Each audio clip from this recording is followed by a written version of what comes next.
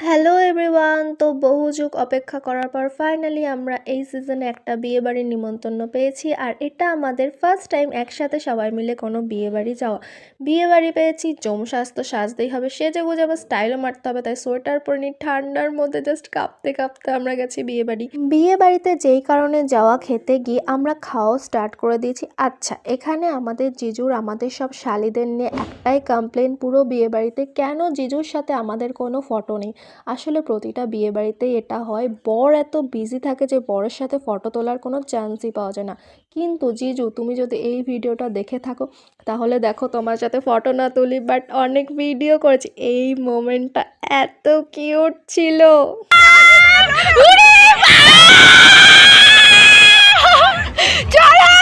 এই মোমেন্টটা এত কিউট ছিল যে শুভ দৃষ্টিতে বউয়ের মুখ ফার্স্ট দেখে বউকে ফোরহেড কিস করেছিল। এটা কিন্তু কোনো প্রি প্ল্যান ছিল না, যার জন্য ফটোগ্রাফার আবার রিটেক নিয়েছিল। এদের এখানে চলছে বউ বড় না বর বড়। এদের দেখে লিটারালি আমার এত ভয় লাগছিল, এদের এত উপরে উঠিয়ে দিয়েছিল এই করতে করতে।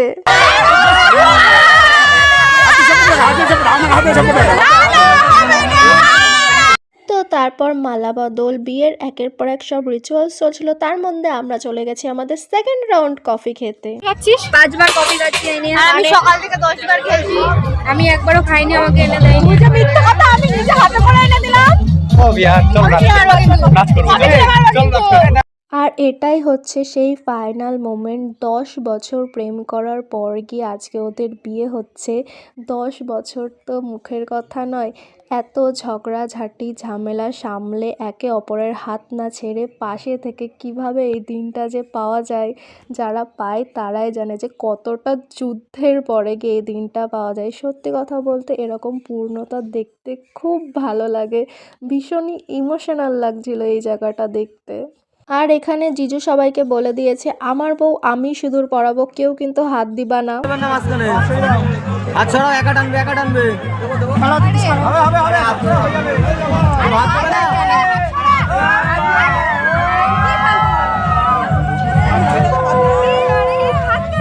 বিয়ে কমপ্লিট করে এখানে আমরা সবার লাস্টে খেতে বসেছি।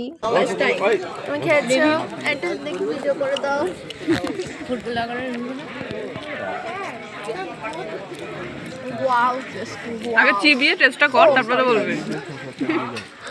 আগে খেয়ে বলে দিচ্ছি, এরকম খেয়েটা রাধা বল্লভী জীবনে কোনোদিনও খাইনি, এই জন্য পরে দেখলো। তেমন খাচ্ছে, কথাই বলতে পারছে না। আমি খাওয়ার সময় কথা বলি না। তো এটা কি বললি? কথা আমরা বাদ।